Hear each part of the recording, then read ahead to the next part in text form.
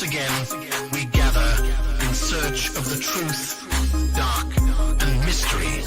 It's the Drunk Turkey Show. Big development today in the investigation into the murders of 4 University of Idaho students. According to state and local officials and court documents, 28-year-old Brian Christopher Koberger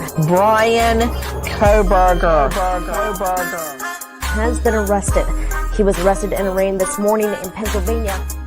We have new details on what Brian Koberger was doing right before his arrest.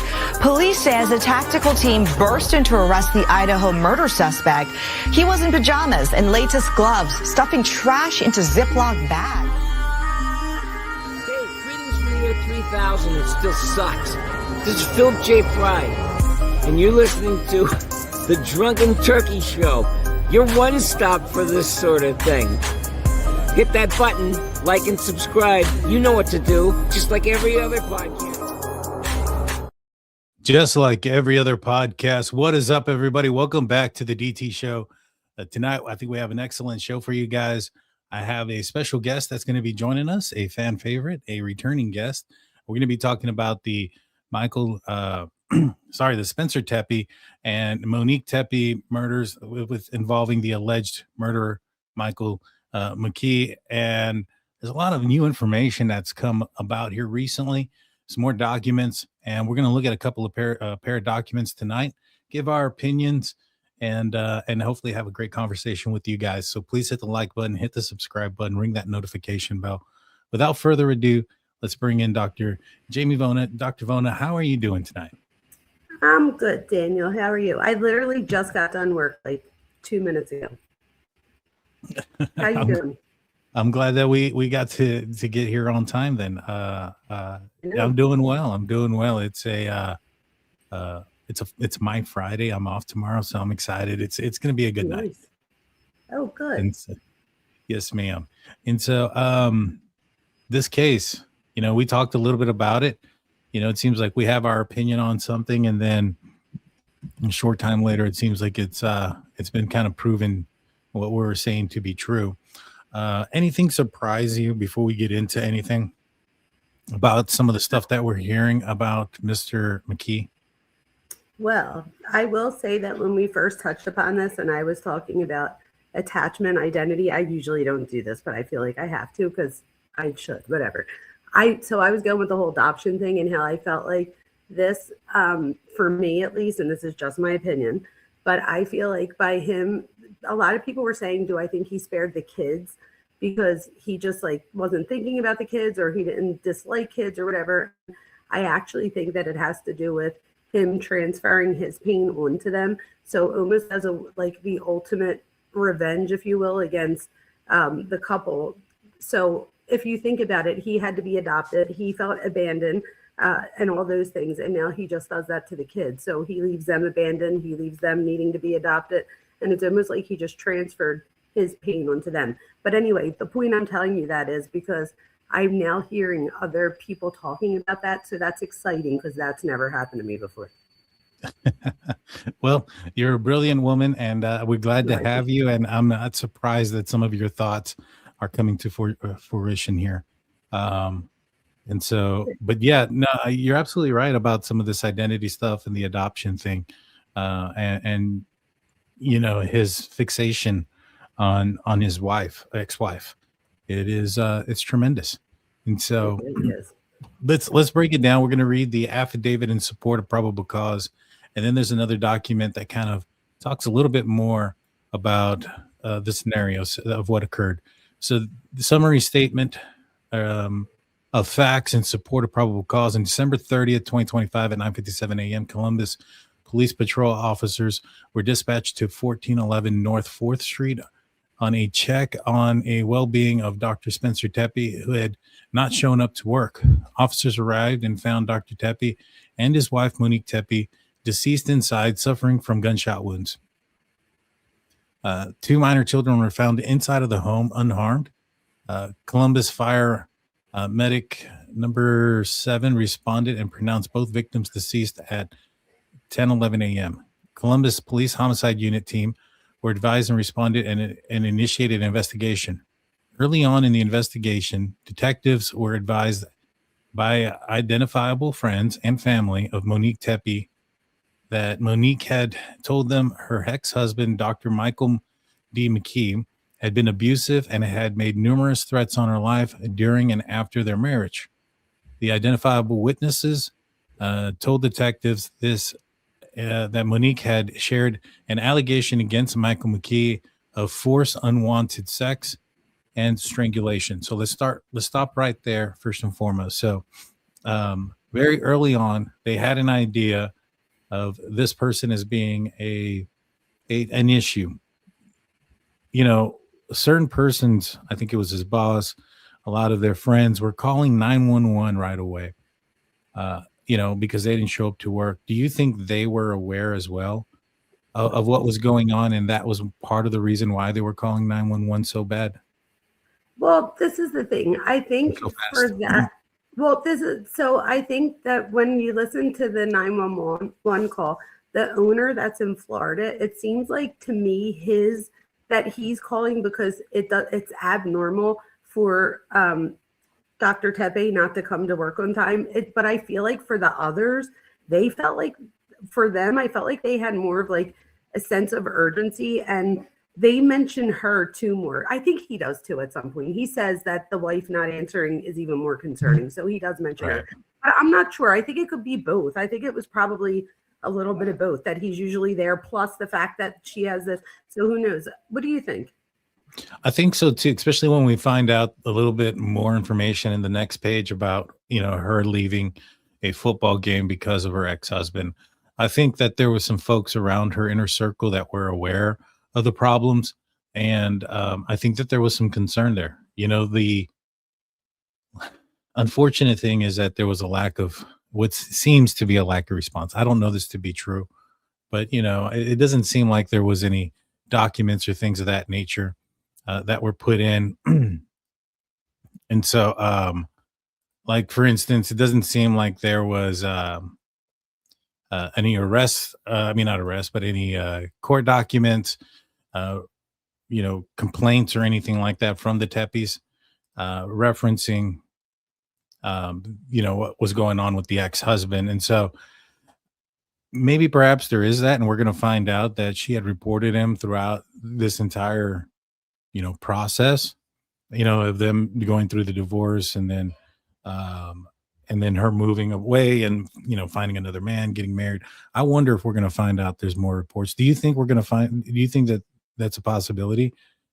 I would assume it would be in here, and it's not. So I'm assuming it's not. You're muted. Sorry about that. I had it muted because the dog was like barking in the background, but I got it so that before he did it. But anyway, so I do think that I think the friends and the way that the friends, I agree with you, they don't put it in there, but I think the friends do a good job of helping fill in some of those blanks. What do you think? What do you mean? Wait, repeat your question. Maybe I heard you wrong. What I was saying was that, oh gosh, maybe I forgot.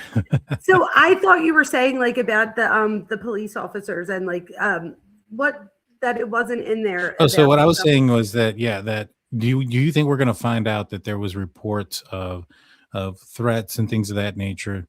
I would assume that if there was, it would be in this probable cause affidavit. It's not like they arrested this guy one day, to the next. It was about 11 or 12 days later after they arrested him. I would have assumed that they would have brought up those, complaints, instead of having to go to these accusations that were made to friends. You get what I'm saying? That's what I was saying. I was going to say that the friends, that's what I meant by the friends, that it seemed like different, but I don't know that if that was after the fact, or if that was, how much that had to do with them thinking it was him, or was it after the fact when they found out he was a suspect, saying like, she's told me this, that, and the other. Now, what about the documented? Yeah, it's probably not documented. And if it was, I would assume they would have used that versus the friends, words, because that comes into like somewhat of like hearsay type of thing, which I'm probably using the term hearsay wrong here.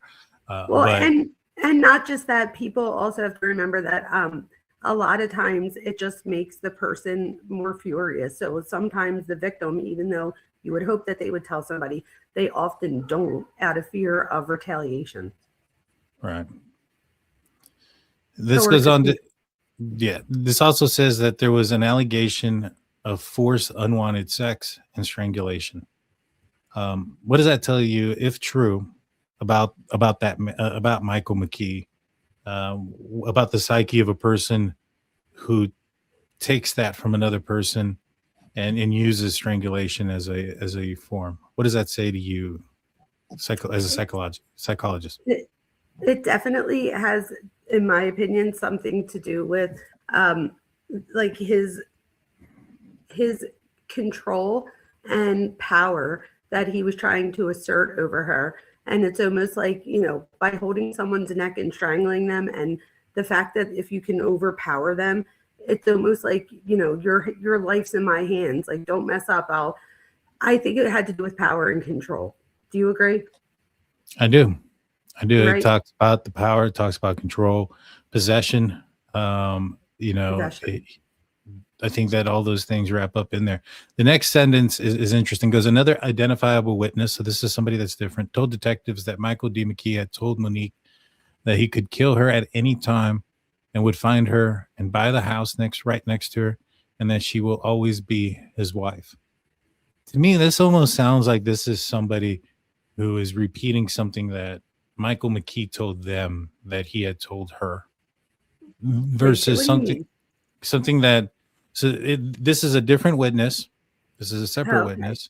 So I wonder if this witness is recounting something that Michael Mckee told him, referencing telling Monique that he was going to take her life at any time and would find her and buy the house right next to her, and that she will always be his wife.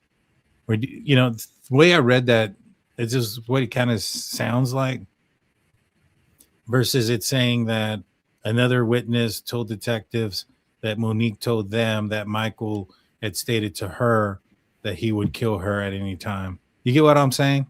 1,000%. I totally get what you're saying. 1,000%. That's absolutely right. In my opinion. And it shows like a part of his personality too. So not only does he do the unwanted strangulation and unwanted S, he also is telling her that he'll live next door. If you just think about that, like how frightening that must be to someone, to think that like you're not even afraid that I have a husband or anything. Like, he's just like, you're mine, always be my wife. And so just the whole, I think we need to look at that too. The fact that he wasn't afraid to, like, you know, step into someone else's realm, if you will. If anything, he threatened it. Oh, thank you, Derek. Works of control. Yes, I did say that too, that earlier. So you're absolutely right. Now, the other thing too is that, what do you think about the fact that he is, if I'm reading this correctly, and I could be reading it wrong, but if the witness is a witness that Michael had spoken to and said these words to, what do you think about the fact that he's openly telling other people that he would take the life of his wife and find her house and live right next to her, and she'll always be his wife? If that's the way it happened. I mean, it's very well possible he told that to Monique. Monique told that to a friend, and this just so happens to be a different witness than the one before. But if it's a witness, you know, that's recanting this or reaccounting this from Michael, what does that say about Michael willing to say this out loud to somebody else? Well, I think it would depend. So it would depend on his personality and how he is with other things. So if he, like, there's people, I have to be honest, that I've talked to before, and people like confide in me and stuff.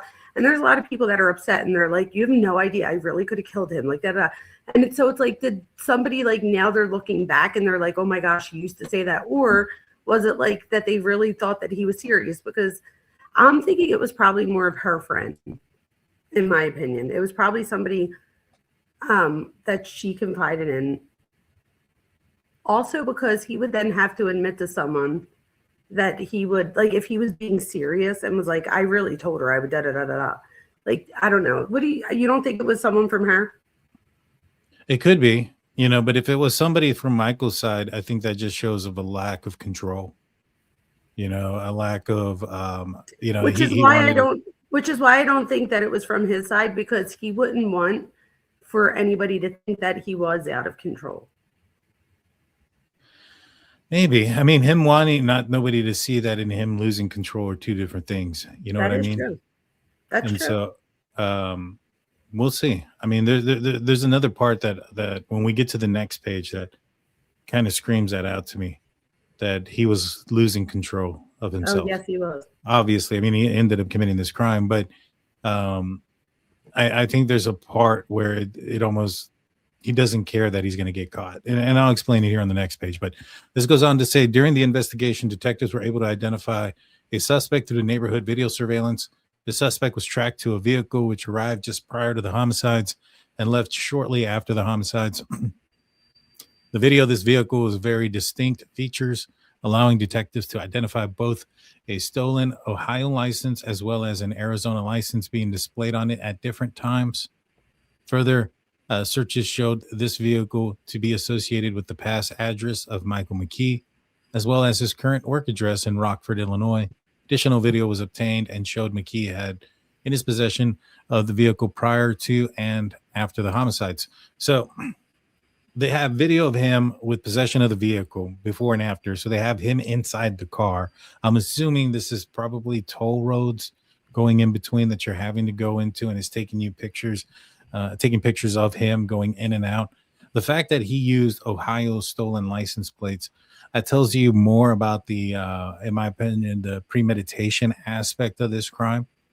And so, what are your thoughts on the fact that he used stolen license plates? Do you think that he has any ground to stand on to say that this was some sort of act of passion? Because with an act of passion, there's no premeditation aspect to it. It's a loss. It's losing your mind out of passion in the moment. This all screams a lot of calculation. Right, and if he was there on the 6th, that was well before. So for me, that would mean that he was premeditating this and that it was in his head for a while. Plus, he had to, I mean, I don't know if he just already had weapons, but there's a lot that goes into that. And he does like that dry run, if you will, and stays there for hours. So for me, I don't think that. Oh, I don't think it was a dry run. All right. So you think he went to like surveil? No. Oh, the first time? Why did he go? Tell us. Oh, I think he was going to go kill them that day. Oh, see, that's why you're the detective. I wasn't a detective, but oh yeah. Well, you know what I mean. And I'll tell you why here in a minute. So let's look at it. Let's transition. So You're our detective, Daniel. Detectives also recovered a video of the same suspect entering the curtilage of 1411 North 4th Street on December 6th and exiting a few hours later when the Tepes were away. Now, the curtilage is like the frontage area, a little covered part. It shows him entering it. It doesn't say that he stayed in the curtilage. I believe he made entry into the house that day, and he was inside that house. You know, you're not at the entry just sitting there at the front door or on the side or on the eaves of the home for hours. Now, these dates are consistent with video recovered of a silver SUV that are consistent with the dates in which Michael D. Mckee was not on schedule at St. Anthony's Hospital. On January 9th, detectives seized a silver SUV bearing the Arizona temp tag from the lot at St. Anthony's Hospital. Detectives noticed a fresh scrape marks on the window where the sticker, which had been on the vehicle prior to the homicides, had been hastily removed. So he tried to make his vehicle look different than what it was before. And here's the interesting part. So I'm just going to, okay, so during the time of the homicides, Michael Mckee's phone had been left at St. Anthony's Hospital. So remember when I told you he left it on a cot? That ended up being true. And then here's the thing. On December 6th, Monique and Spencer Tepe were at the Big Ten championship game in Indiana on December 6, 2025. Monique went back to her hotel room early in the second half. And identifiable friends asked Spencer why Monique had left the game. He told them she was upset about something involving her ex-husband and was going back to the hotel.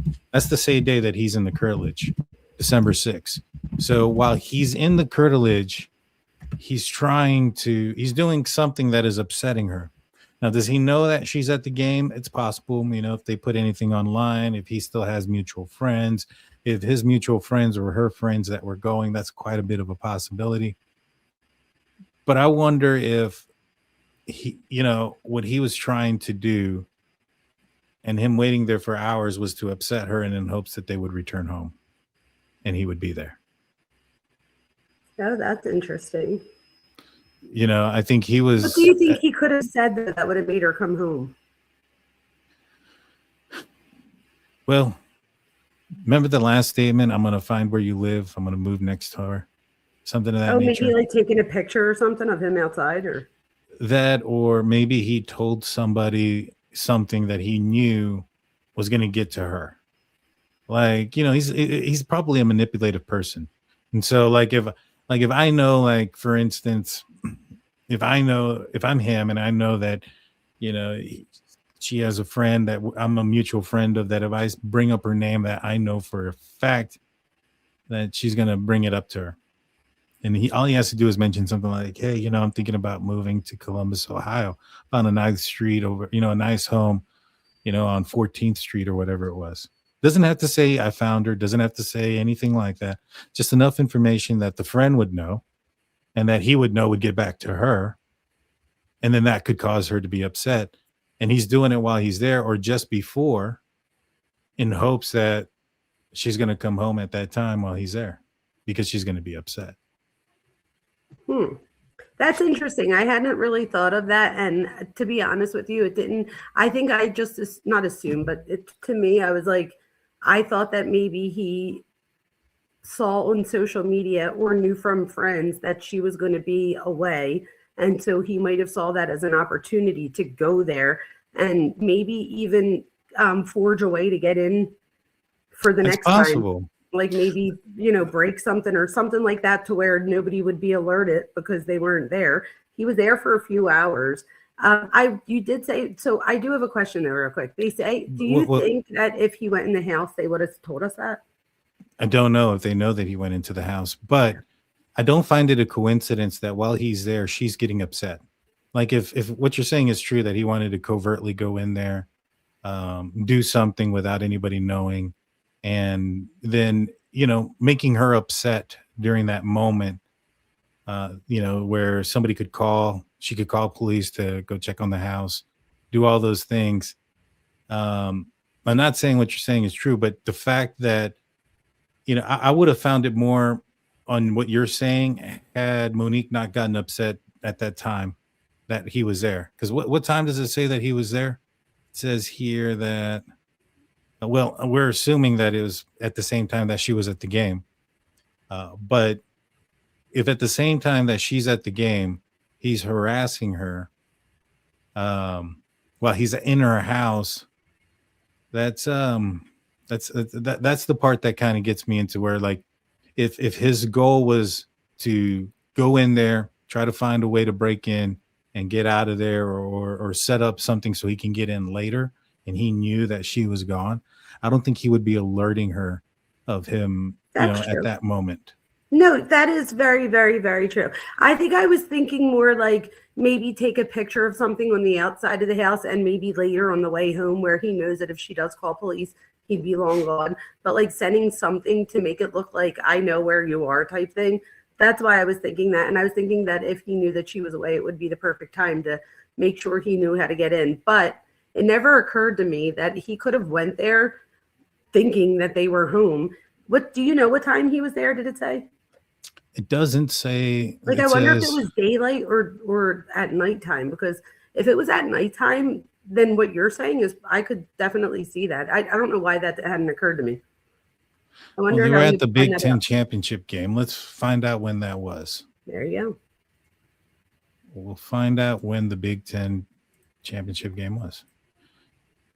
That makes sense. What else? There was something else I was going to say real quick. We have to remember this guy has like an ego too. Yeah. So I'm sure, I'm sure he feels like rage and things like that. And especially if I think, I don't know. It was at night. 8 p.m. Eastern is when it started. And it was at night. And it was in the second half. So second half would be probably 9:30. You might be right. If it was dark out, he could have went there with the intent of doing it that night and just waited around and nobody ever came home. Yeah. And then he got upset. He's waiting a while, trying to get her, saying something to someone so that she goes home upset and he can lay in wake. If that was the case, that would have enraged him so much more because he would have thought that he was taking matters into his own hands that night, and then it doesn't work out. That would only enrage somebody even more. Yeah. I wouldn't, I'm just saying, I wouldn't be surprised if he tried to do it beforehand. It seems like he has been contemplating this for a while and talking about it. I wouldn't be surprised if on December 6th, he was trying to go out there and do that and, waited out there for several hours. She never showed up. He had to get back. He had, if this is at night, right? Let's assume that this is happening during the game. He's driving from Rockford, Illinois. It's several hours. He's probably left his phone. Well, I'm assuming he doesn't. He probably has his phone, and the reason why I say that is because he's doing something somehow to affect Monique to the point where she leaves the game in the second half. Mm-hmm. Right. And I know some people are saying if he's stalking, he knows where she's at. Not necessarily. I mean, it depends on how much he knows, Yeah, but if she picks up that much of his thought process, I would assume that he would be keeping dibs on her. I mean, keeping dibs on her and having access to like knowing, a lot of information. He also lived like how many hours away? And so, his stalking would be to what? Online, social media, through friends, trying to keep track. So, he's not going to have the most. It's not like Brian Koberger, who lived 10 minutes away, who was able to drive by the house multiple times. You get what I'm saying? Yeah, but you just made me think of something. Could he have gone there to put some sort of something that he could have used to surveil them? Maybe. And I know a lot of people are saying that the Big Ten tournament is a big thing. How many of you guys knew I went to the Steelers playoff game? I did. I know you did, but how many other people knew I went? Not very many. So just because, and I didn't post any pictures online. I told a few people, but how many other folks knew? And when it comes to my friends, I posted one picture on my Snapchat, and none of my friends knew. They're like, "Well, you're at the game. You're at the game." I'm like, "Yeah." I didn't tell anybody. I don't post things on that. And if Monique is aware that this guy is a problem, she may limit the information that she puts out there. She might, but what if they're going with a bunch of couples? Like, that's another thing. Like, he could have thought he was big into football and stuff. Is that a football thing I'm thinking, right? The Big Ten championship game, yeah. Okay, so he was big into football. He was a football player even in college, and they said he was like pretty good. So I'm wondering if this is like, I don't know if there was any mutual friends or if he could have seen her going with friends. He could have been following some of her friends. They could have put something up. So there's many ways, even though she was being cautious, it doesn't mean that everybody else had like thought about being cautious as well. I'm just thinking of different ways because either he knew she was gone and he went there for a reason to like surveil in some way, or he doesn't know she's there, in my opinion, and he goes there to do it and she's just not there. So he goes back. But I never thought of that before this. That was good. And I know Sarah's saying that she's not aware. I think she's well aware. I mean, she told her friends a bunch of things according to this document, about him and things that, before and after they divorced, buy a house next to her, always be his wife. I mean, if that's towards her, that's one thing. And then what was the other thing? That identifiable friends, family, that her ex-husband was abusive, made numerous threats on her life before and after their marriage. So she was, these threats have been made after their marriage. So she's well aware, It was a long time after. So you might it could have been that she was probably well aware, but you might think that after that much time, and I'm not saying she, but I just mean any person might think that okay, he's, he says all this stuff, but he never does anything. So I wonder how much she had dropped her guard down after so many years. But I don't know that would have mattered either way. Like, he was going in there to do what he was doing, and that was it. Right. No, I agree. I'm just saying, I got, December 6th, she's still dealing with him. Kel says he was torturing her. That makes sense. Yeah. I mean, I think that, do you think that this all of a sudden spiked up, or do you think that this was happening off and on over the years? That's a good question. So I think that over the years, he probably compared other females to her. I think he only had one other girlfriend after her. So he probably, and there was, I don't know what I heard, but it was him. I don't know what the interview was or what it was, the clip was from, but it was, he says something about how someday he does want to be a dad or whatever. So my thing is, what if he like, every now and then, I think in June, wasn't there something like a court date that accidentally came up? Like that could have just sparked, like he could have been moving on. That could have sparked his, like his, all these emotions that like of anger. He could have went on, looked at that wedding video. I mean, who knows? That could have sparked everything too. So it could have been ongoing the entire time. Or I'm pretty it could have been sure. ongoing with that trigger.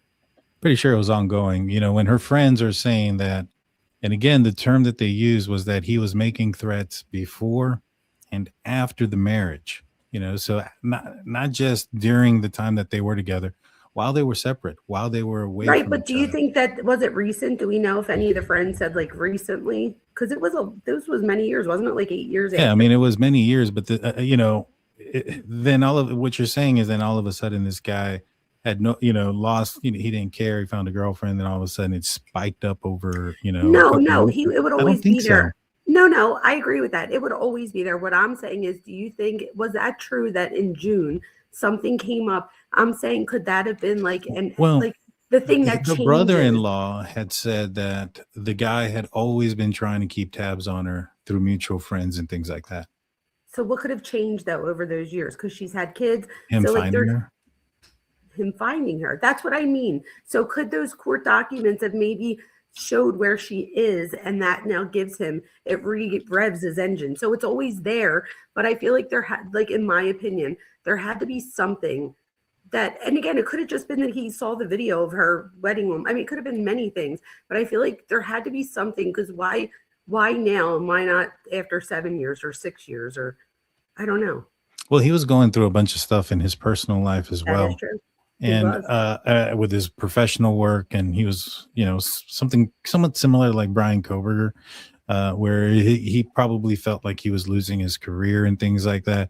And I wonder if he felt like, well, hell, if I'm going down, I'm going to take down who I, you know, probably have a lot of feelings towards one way or another. Absolutely, for sure. But you just said something that reminded me of something. So you've been saying the Brian Koberger thing, right? So I've been like, I'm not making this connection. So I'm driving today and I'm thinking of, if I had to like identify this doctor with like a personality type, what would I think? And I came up with, this is just my opinion, you guys, and allegedly the traits I'm saying is narcissistic with a little bit of antisocial traits, but I'm also seeing obsessive compulsive personality disorder, who had those 3 things, in my opinion, Brian Koberger. And I had like a big like, and I was like, maybe there is something there as far as the personality characteristic.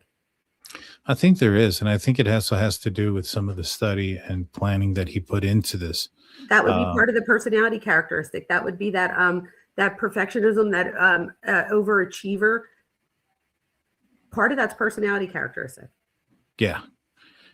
And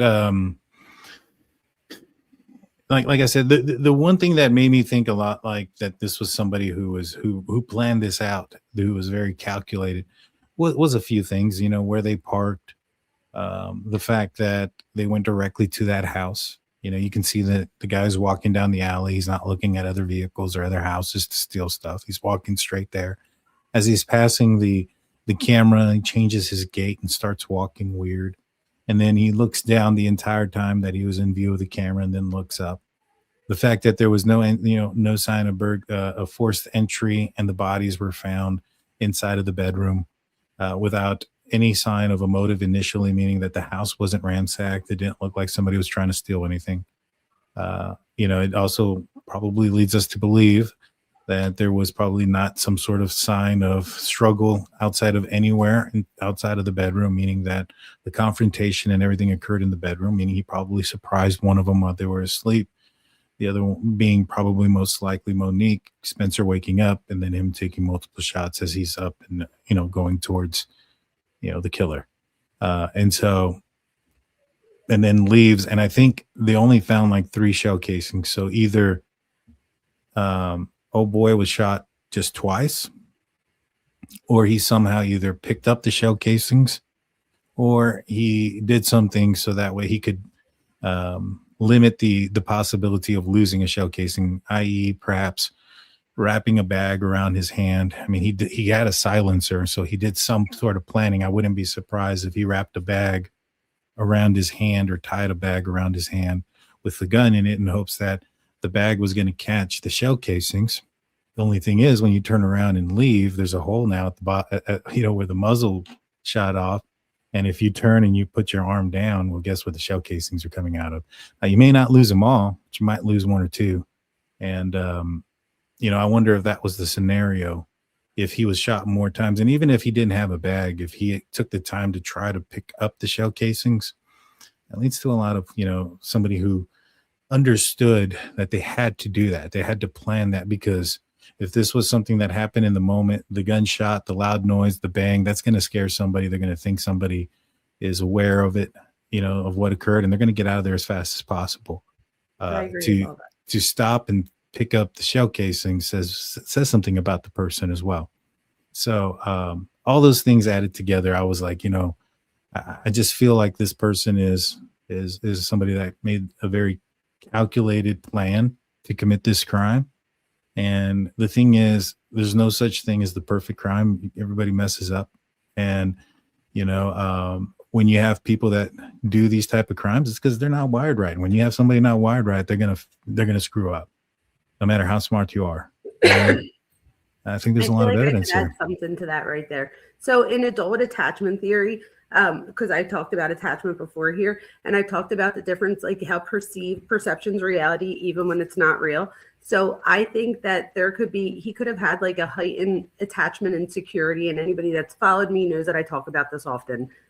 A lot of people like it though, but this could have just meant that the key there isn't necessarily like his love for her, but more of a threat response and possession. So he could have still felt like she's still his. And that's more consistent with like control than connection, obviously. But the note that I have on my thing here with the star that I put earlier was attachment isn't just bonding. Attachment is also a threat system. When it's insecure, it can flip into I must regain control right now. So I just wanted to say that part. Gotcha. Thank you. Let's see. Somebody brought up an interesting, oh, no, I think I unstarted. Mm-hmm. No, here it is. All right. He had a silencer, so he wouldn't have to worry about somebody hearing the gunshots, right? I mean, that's what you're going in, with that thought process, right? But as we learned last time, and I played it, it is a significant difference. The bass is taken out, but it is still fairly loud, with the silencer. And you have to picture that moment, right? You're in a room, dead of night, everybody's asleep. There's no cars driving by because it's 3:00 in the morning, 3:52 a.m. Everything is still, everything is quiet. You're in a small room. Boom, boom, boom. There's echoes, reverberation of the sound coming back at you. It's going to sound amplified. Your adrenaline is rushing. And so what you're hearing, your senses are amplified. So the sound sounds even louder. And so even if he had a silencer, I'm sure it's going to sound extremely loud to him. And he's going to have to get out of there, which is why he left a minimum three behind. What do you think? That sounds like something for an investigator. I think whatever you just said made sense to me. I'm just being honest. I feel like whatever I say there just isn't going to really make a difference. I think that's more of an investigator type thing. Right? Yeah. It could be. I mean, I just think that in that moment, you just got to picture, put yourself in that situation and how loud it's going to be. And if you just committed a crime, then you're going to think everybody heard that. There was a dog in the home. That dog's probably going to start barking. The kids start crying. Right. And that might alert someone. Exactly. And so you don't have a lot of time. Adrenaline's kicking in. Panic is probably kicking in. Possibly fear. I don't know if this guy feels fear like most people do, but anxiety and stress are probably definitely kicking in. Mm-hmm. And, a fear of getting out and not getting caught. So it's more like an excitement for them, but it is anxiety. They do feel anxiety in that moment as far as getting out of there. so that they don't get caught. We do have to remember that this guy, he also didn't have a cell phone, right? So like, No. I couldn't imagine, like a lot of times we can't leave our cell phones for the car ride to the store, let alone for 17 hours. So I wonder how, like the fact that he was able to leave his phone, that means that he knew how to get there, right? Like he wasn't like using, he was using memory, I'm assuming, unless he wrote down directions, but I would assume that he's using memory. And if he was writing down directions, that they would be able to find that on his phone or whatever he was using. But as far as like the silencer and all, that does show that he was definitely planning this, in my opinion. And the fact that he switched the plates, didn't, what's her name do that? The other one we followed with the curly hair. Yeah. With the wigs? Oh my God. Ashley Buzzard. Yes, I couldn't get it out. So like, I think one of the things we see here, you guys, is the fact that a lot of times these people are either so hyper focused on what it is they're doing, at least with Brian Koberger and him, like it was almost like they were so hyper focused on that they weren't thinking about some of the other things that you and I or other people were like, duh, you didn't think of that. And part of that is their ego too. So it has to do with like control and their obsession of like looking at or focusing in on that thing. But then also that whole, I don't think I'm going to get caught. Like nobody's going to think it was me. I'm a surgeon. I'll just say I was at work. They'll see I was at work. And then that's it. They'll move on. Exactly. And they think it's so simple and they've got all the answers. Yes. And they don't think find that themselves we in could bracelets. Yes. And they don't think we could see right through it. Bertie says, how do they know that the time of the crime happened at 3:52 a.m.? That's a good question. So the camera was it appeared to be one of those cameras from a light camera. And in the, for instance, in the Brian Koberger case, we knew from their light camera that audio picks up. So I wouldn't be surprised if you can hear the shots, even with the silencer on one of those cameras, or maybe even perhaps cameras that are closer to the house. Could it be those sounds or how they knew he had a silencer? It could be, but I believe they found the weapon with the silencer on it. Oh, okay. Yeah, and they matched. I think ballistically it matched too. This guy's Dunskies. Yeah, there is so much evidence against him. The only thing I could think of as a defense that they could possibly do is try to get all of like where they picked him up and the different with the car and stuff. But even if they got that dropped or for whatever reason, like if he tried to say that was against his Fourth Amendment rights, there's so much evidence. I feel like you could drop so many things and still find this guy guilty, in my opinion. There's just so much evidence here. There is. I mean, this is a slam dunk case, and we've only seen 2 pages of things. Can you imagine? I mean, the Brian Koberger PCA was 19 pages, and people were trying to think that there was a lot of holes in that one. There's not very many holes in this one. You got the vehicle, you got him pictured in the vehicle before and after the homicides, probably returning back to work, leaving at a specific time that would, be consistent with their drive test data of how long it would take to get there and get back. I wouldn't be surprised if there was DNA on the shell casings. I mean, there's so much evidence. I wouldn't be surprised if there was gunshot residue on the seatbelt or on the armrest of the vehicle, or even on the steering wheel still. And so wait, with that being said, could it just be that, like you said earlier, he just didn't care if he got caught at this point? I know we're speculating, but you said that earlier, and I'm thinking about that now. Like, I feel like you're rambling off these things, and it's not like one thing. Like, at least with Koberger, he managed to get the car cleaned. Like, there was like little other things here. It just seems like so much. Could it really be that he didn't care at that point if he got caught? Maybe he thought that these lawsuits were going to take him down anyway, and that would have been like literally the crushing of any identity that he did have. I think this guy kind of reminds me a lot of like popcorn, where it's a little bit of calculation and then there's loss of control and don't give a crap. And then calculation, then don't give a crap. I wouldn't be surprised if, there was somebody that tried to break into a house down the same street.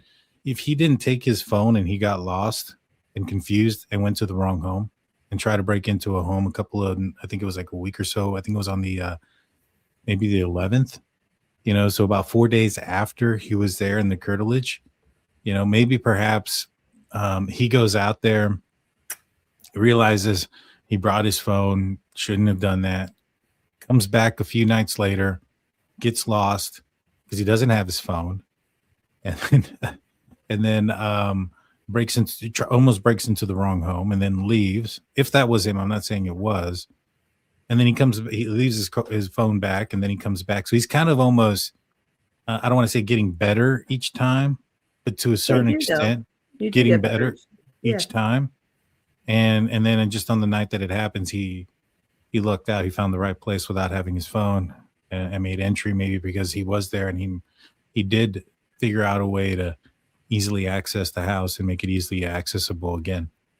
I would assume it's through the back door because it sounded like that. I think that's where the other person that lived 3 blocks away had stated that the person was trying to make entry. If it was him, I'm not sure that it was, but if it was, I just think that there's a possibility that he just got better. But I think if it was him on December 6th and he took his phone and he was trying to antagonize her from leaving somewhere and head home so he can lie in wake and, attack by surprise, I don't think he really cared too much of the calculation aspect of that. Maybe perhaps after that, maybe that was the initial night. Maybe he did just snap or something just spike up. And that was that day. And then afterwards, he started to plan it out, decide not to take his phone, decide to, leave his phone at work the day that he does do it and get a silencer and get all these other things. Maybe, you get what I'm saying? Maybe there was a little bit of progression there. Absolutely. There could have been, or could he have, or if that was him, could it have been just to make it look like there's been break-ins? So like, oh, there's somebody broke in just a couple weeks ago. Like there's probably been break-ins around. I don't know. Could that have been it too? It could have been. And I thought about that and I thought that if somebody did that, that's a lot of forethought, a lot of planning. And I feel like that's this guy though. Don't you? I feel like that's this guy. Like he gets hyper focused on. It does. The only thing that bothers me about it is that long trip back and forth just to do that. You know what I mean? It's an opportunity. And now he's not a criminal justice person. He's not an investigator. He got no training. He's not Bryan Kohberger. So that could have made him more panicked or more like overthinking it. So he might have taken extra steps that maybe Kohberger knew he didn't have to do or shouldn't do.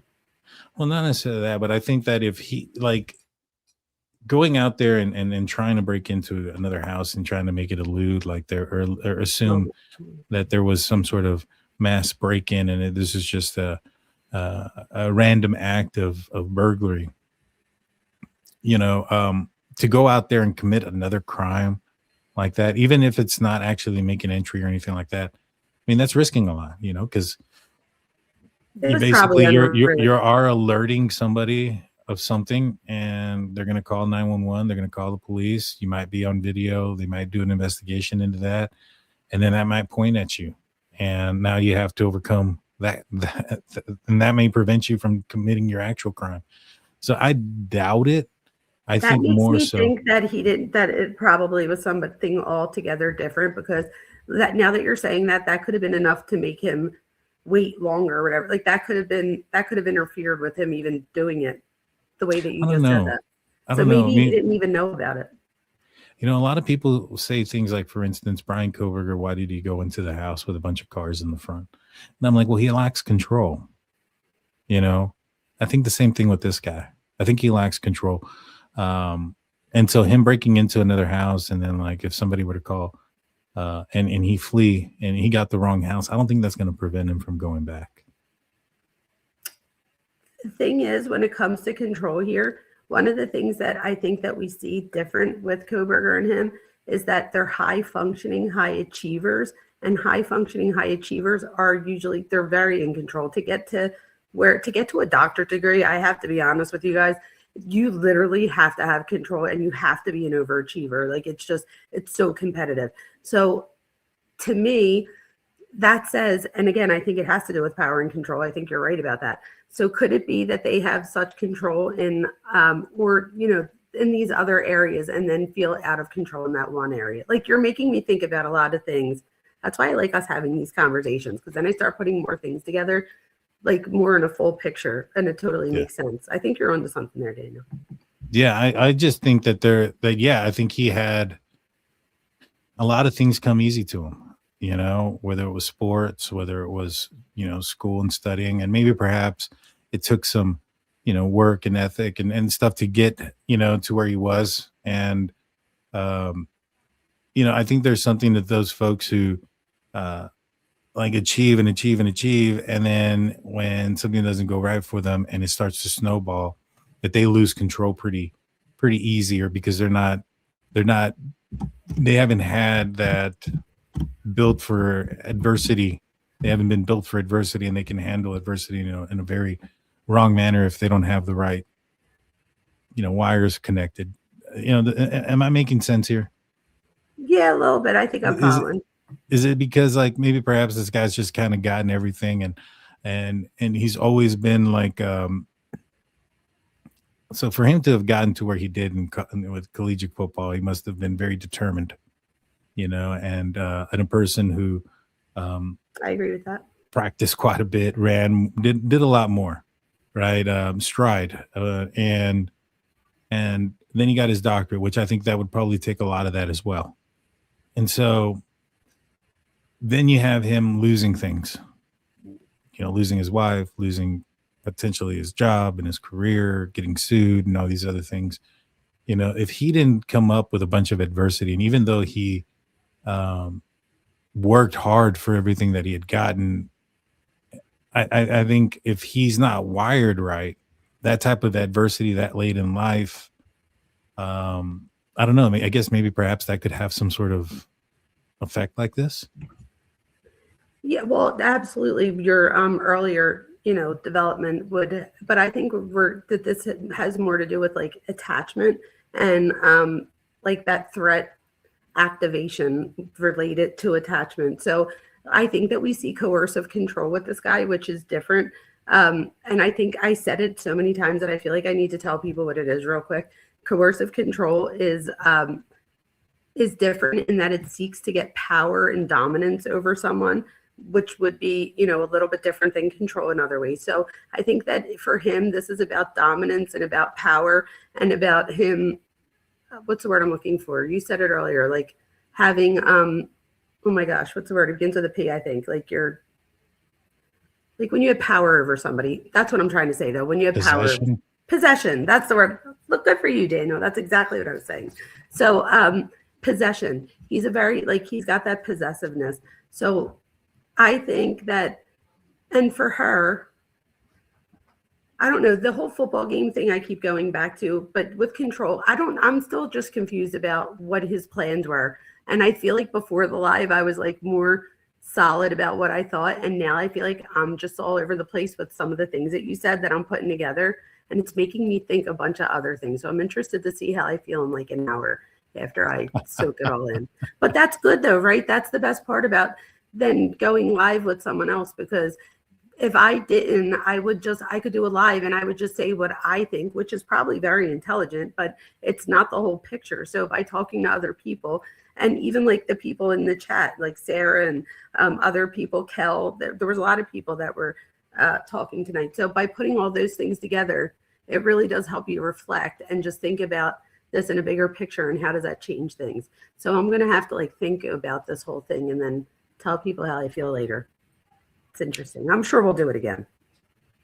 So what do you think about this? Tell me. She left him, according to him, like I guess while he was like at work or something, and then he gets home and she's gone. If he drove all that ways away on December 6th, gets there and waits hours and she's not there, do you think there's like, I guess, some sort of like familiarity to that kind of scenario for him? Do you think that's triggering to him? Oh yeah, that's what I was saying before. If for some reason that's true, what you said, that he was there to do that and they weren't there, that would have just made him so much more enraged, because in his mind, he was going to end that threat that day. Like he was going to take control and power. So I couldn't imagine if you're thinking that you're going to be the one that dominates today, and then you go there and you're waiting and waiting and waiting and wait to realize that they're not coming home. I can only imagine enrage the person. Yeah, and then that would trigger like dominance behavior, which would then just make them, in my opinion, more likely to feel like they need to exert dominance. Mm-hmm. stabilize their identity a little bit. So transitioning to what's going on next, he's pled not guilty. Do you think him and his defense team are working towards something to get him a plea deal? Do you think the prosecution, with the evidence that they have, would even want to entertain one? I think that they will. I think that he would want a plea deal, and I feel like this is a pretty airtight case, in my opinion. I don't know. I'm not a lawyer, so I don't know if it is legally, but if they have an airtight case, they might not, go for it. But we also have to remember, like, there's 2 little kids that are survivors here. And I mean, I wonder if they'll take what the family wants into consideration, if they would just rather make a plea and move on type thing. I don't know. So I don't know in this state how much they listen to, because we've seen what happened with Kohberger, right? They told them what they wanted, and that's not really, I think it worked out the way it should have in the end for the best. Yeah. But at the time, everybody was like, what? Like, you didn't. So I wonder how much they'll listen to what her family and his family want. And I'm curious at what they want. I mean, who knows? They might not even want, the DP for it. I don't know. I just don't know what it is. I mean, I guess maybe assuming the death penalty, getting that thrown out might be that's the only thing I could think of. Yeah. And I'm glad you brought up Brian Kohberger too there. Tomorrow night, I'm going to have Alina Smith on from Crime Scene Collective. We're going to be talking about Brian Kohberger's case. And then I believe Friday night, I'm going to have on a civil lawyer, an attorney on the case, talking about the lawsuit against WSU from the victims' family members. And so you don't want to miss that. So like, comment, subscribe, share, and ring that notification bell. Share the content, guys.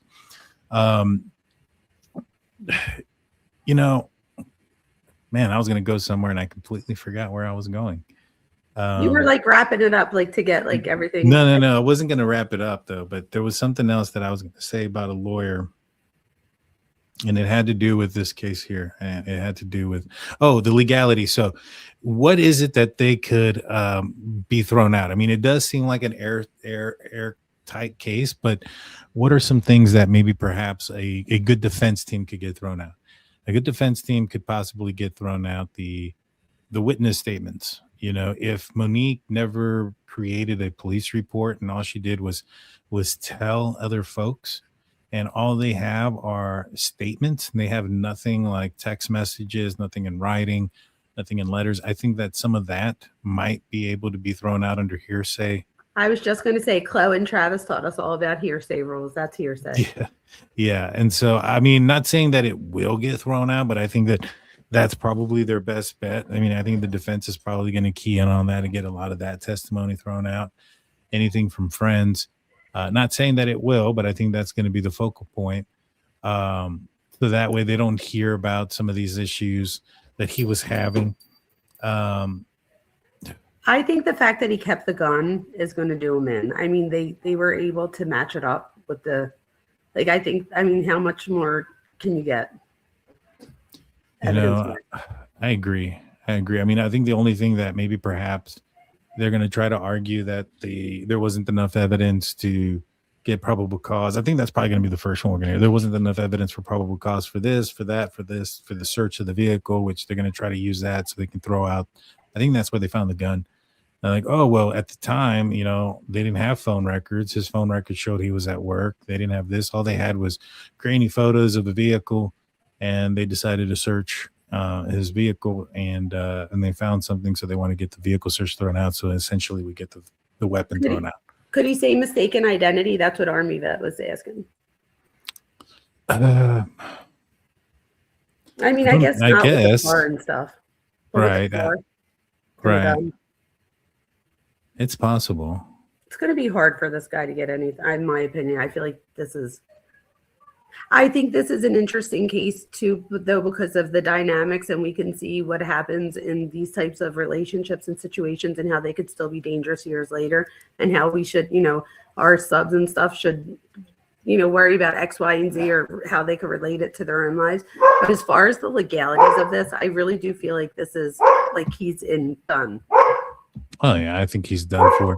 Travis asked, where was the gun found? I think it was found in his vehicle. And was there a warrant? I believe so. I think that's one of the reasons why it took him almost 2 weeks to get everything done and get an arrest, is because, it was around the holidays, around the new year, getting warrants signed, judges in front of things, and getting people, to talk and those type of things. Probably delayed it a little bit, but I'm assuming that a lot of that had also to do with getting warrants, but could be wrong. All righty. So, Dr. Vona, what do you got going on the rest of the week? I think I'm going live in like 15 minutes. Well, I'll be in the live chat, guys. I'll be everyone. I'll be live tomorrow night. Again at about 8 p.m. Central. That's 9 p.m. on the East Coast. That's 6 p.m. on the West Coast. Go check us out. We're going to be talking about the Brian Koberger case and some of the I guess benefits that he's been getting. Apparently he may be on the move from Idaho. That's going to be one of the things that we're going to talk about tomorrow night. So I'll be listening. Comment, subscribe. I'll see you guys then. Thank you, Dr. Vona. It was a pleasure as always. You guys have a great night. I'll see you guys.